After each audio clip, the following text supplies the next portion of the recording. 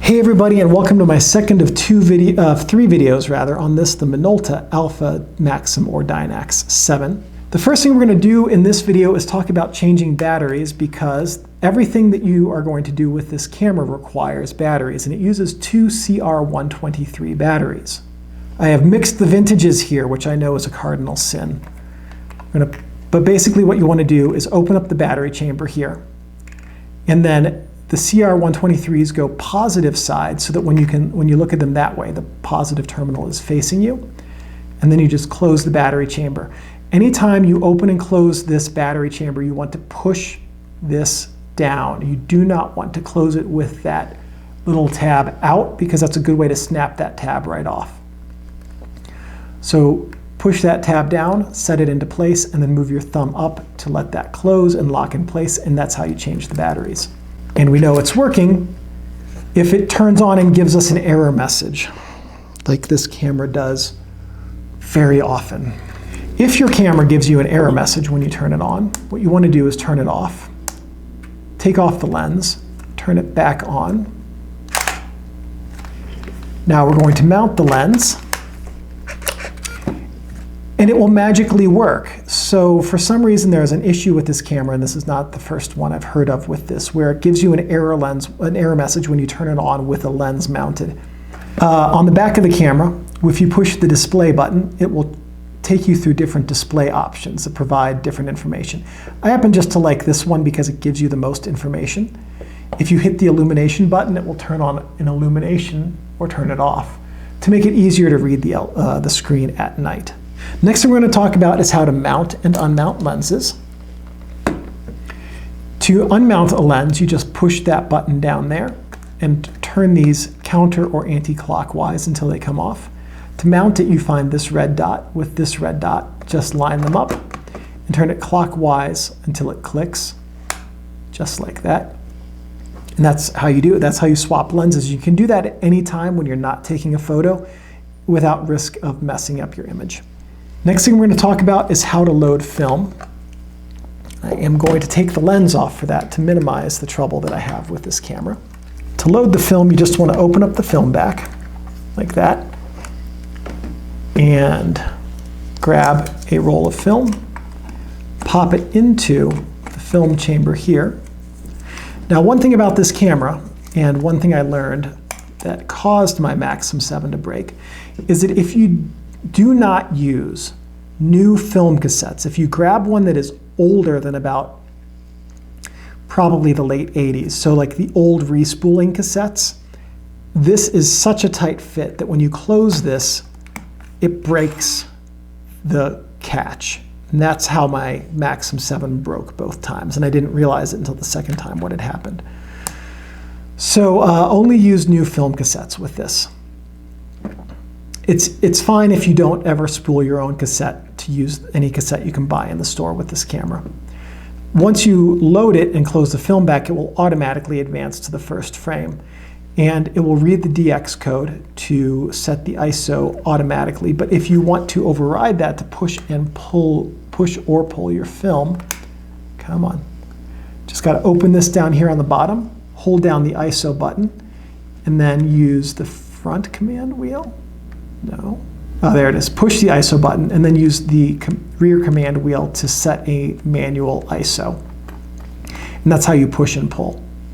So as you are using this camera, it won't let me actually show you the film moving through it. Also won't let me open it. This camera will not let me open this film back with a roll of film in it, which I didn't know it was smart enough to do. I'm impressed by that. So I can't show you anything about really how this is working, except that to tell you that the film, when it is taken off the cassette, is fed through the back of the camera and taken up on the spool over here. When it reaches the end, it will either automatically, or you will have to manually tell it to rewind, depending on what setting you have, which we'll see in the third video. And then it will rewind either entirely into the cassette, or it will leave a little leader like it's going to do right now, because I need to use this film again. To rewind it manually, you've got to push this button down here. And it appears that I do not have something on me that is small enough to do that. Do I have a pen? That might work. Maybe my key. There you go. You can rewind it manually partway through a roll of film and then take it out. Realistically, if you're going to be shooting this for real, you don't want to have a film leader unless you are going to only shoot a partial roll and want to come back to it. If you shoot a partial roll, let's say you only shot up to frame 10, grab a Sharpie and then just write start on frame 11 here on your leader, and then you'll know that you've partly used it and where to start so that you don't have any overlapping frames. So the next thing we're going to do is talk about how to use the flash on this camera.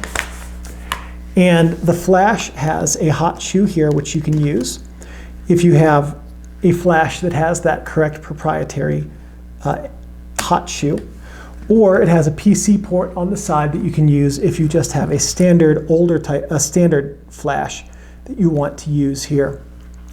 All you would need to do is get a PC cable for it. And when you use a flash, the flash sync speed on this is 1/200th of a second, meaning you can use 1/200th and any slower shutter speed with a flash on this camera. And the reason for that is because your curtains move at the same speed across the film plane. First curtain, second curtain, advance, just like that, okay?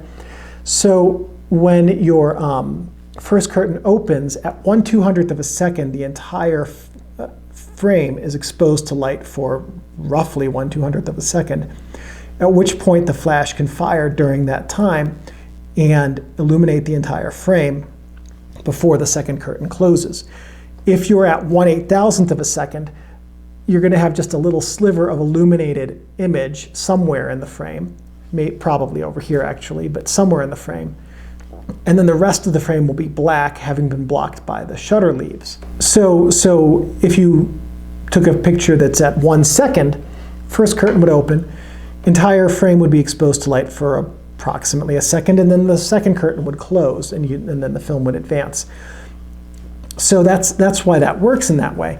Another tip for using a flash is that you don't want to have your flash just pointing forward at your subject. So if we pretend that this is the flash, if you turn your head sideways to see what this would actually look like to your subject, the light would come up, hit your subject, and bounce back to the lens. This flash orientation makes your subjects look waxy and flat, and it's not a good look for anything, not even a flat, waxy candle. So some basic tips and tricks to improve your flash use are to use an articulating flash, so you can bounce the flash off of the ceiling or a wall if needed, or if you're outside, off of some sort of reflector like this. And the reason for that is because whenever we see something outside or indoors, it's illuminated from above, whether by the sun or by lights above us. So it's natural for us to see things being illuminated above us, and for that to be the way that we see and recognize things. So you want to use your flash to replicate what we see as natural in as much as possible. So the next thing we're going to do is talk about the different shooting modes here, M, S, A, and P. M is full manual, S is shutter priority, A is aperture priority, P is program, and then P in the green box is full auto. Basically, in manual means you control the aperture and the shutter speed, and if you get the exposure correct, you have done well and you take the photo. S means you control the shutter speed and the camera will pick the best aperture. A means you control the aperture and the camera will pick the best shutter speed. And P means the camera will pick the best aperture and shutter speed for you based on a set of programmed parameters. And then automatic program means the camera controls everything. You have no input whatsoever. With program mode, you can at least program shift. I don't shoot program mode. I don't know how to program shift, I cannot articulate the benefits of it. So if you want to do program mode, the camera manual will help you understand how to make the most of that. So those are the 4 modes that you can shoot in. Exposure compensation is really good for a lot of different things. If you're in scenes that have the sun in them, like a sunset, you can underexpose to get the best colors out of the sun. You can overexpose to get your foreground illuminated. If you're doing multiple exposures, let's say you're in aperture priority mode, you can intentionally underexpose one stop to exposure compensate in an automatic mode to get a double exposure. Same thing is true in program or shutter priority mode. In manual mode, you would simply adjust your settings manually to get multiple exposure compensation. On the back here, you can select between your metering modes, which are spot. It's not called matrix or evaluative. I forget what, I just said it in the last video and now I can't remember what it's called. Oh yeah, 14 segment scene metering and center weighted. So 14 segment scene metering divides the scene into 14 segments, and then the camera's computer calculates the best exposure based on the light coming in from each segment. It's a really good general shooting mode. Center weighted, what that does is look at the center of the image, an area about like that inside of my fingers, and the majority of the metering data comes from that area, probably about 60%, with the balance of the metering data coming from the rest of the scene. And spot, a very small area in the center, is used for 100% of the metering data. To select your metering area, there's this dial right here on the back, okay? This 9-box segment up here lets you select from the 9 focus points. And this empty box down here means the camera will automatically select the best focus point, and the lock button will lock you in. So if you want to select, let's say, the right middle focus point, you can do that, and then lock, and you cannot adjust that. Oh, I didn't hit the lock button correctly. So if you want to select the right middle and then lock, you can do that, and that will always activate that focus point. Select down. In order to select the middle focus point, once you've left it, you have to hit the AF button. That will always take you back to the middle. In this mode, the camera will automatically pick the best one for you. And so in general, you want to leave it here unless you have a specific reason to want to use an AF point.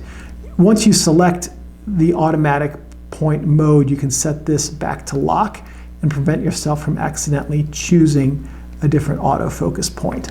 Underneath the flip down panel, we have a bunch of different features. Custom we'll talk about in video 3. This is the enter button. Adjustment means you can adjust, let's see, continuous drive set. So with adjustment, it pulls up your continuous drive speed, high speed or low speed. Those are your 2 options. And so you can adjust between those 2. If you are in your self timer and you're in adjust, you can set your self timer speed between 2 and 10 seconds. If you're in your your exposure bracketing modes and you hit the adjust button, now you can select how many frames, 3, 5, 7. 3 would be under, proper, over. 5 would be under, proper, over. 7 would be under, proper, over. And then the number of steps. So with the rear command dial, you select how many exposures. And with the front command dial, you select whether you want a third of a stop, a full stop, 2/3 of a stop, or a half stop between each exposure. And so this is how you would control the amount of multiple exposures that you're going to do and the distance between them with in multiple exposure mode. With date, you can adjust the date by pressing adjust, and now you can set this for your date imprinting in the camera. I'm not too worried about the date being set correctly in a camera that I can't even get to take 2 photos without giving me an error message. Okay, data allows you to turn data on and off. Your on is going to be, this saves data, basically. If you have a way to transfer it from your camera to your computer, I don't know how to do that, honestly. So it's got to be in the manual. But if I'm shooting film, I'm not expecting to save EXIF data like a digital camera does. So with ISO, this is how you override your ISO. I believe we saw that when we loaded the film. We're going to turn, holding down custom and adjust allows us to turn sound on or off. I'm going to leave it off because I don't want people to hate me. And then holding down data and adjust will clear out the data.